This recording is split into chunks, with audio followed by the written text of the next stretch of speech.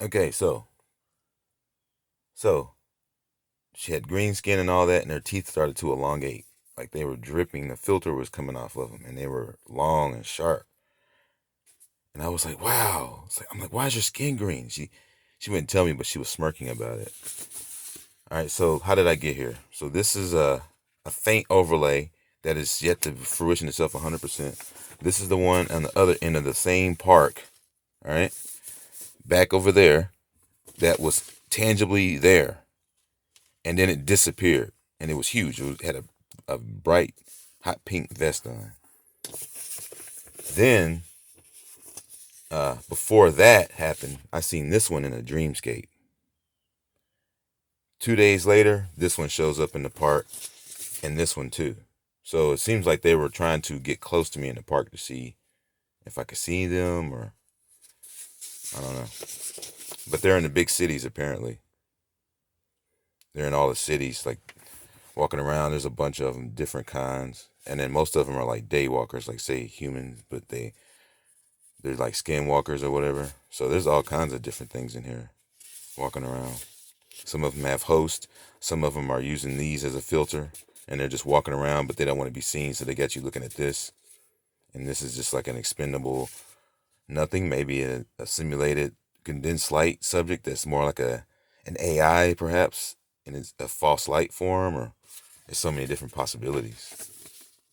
But yeah, this one disappeared from physical tangibility. Like I could have walked up and touched it. This one looked just like this one, except it was a different one. This one was more deformed. But this one was looked like the real straight up real rat fink. And he had brown on. Like it was brown, like a brown overalls. And he runs into this bright blue car right here and takes off immediately. So what I could tell is that the more they have a reason to be afraid whenever they become phototonically tangible to you in this condensed light simulation, basically. So the more tangible they are, the more you can touch them, and apparently somehow, like maybe the light isn't related to them and the tangibility of that we aren't tangible to them, or I'll find out. I'll be able to find out more as I go through this whole process. But yeah, so keep sun gazing, build up your defenses. They're spraying shit in the air. These things don't give a fuck because they don't care, because they're not human. You know what I mean? They don't have sympathy for us, and we're trying to show them, hey man, we can rise up. You know, we can rise up. We can do the thing that you don't want us to do, and it's gonna be a detrimental uh, choice to not, to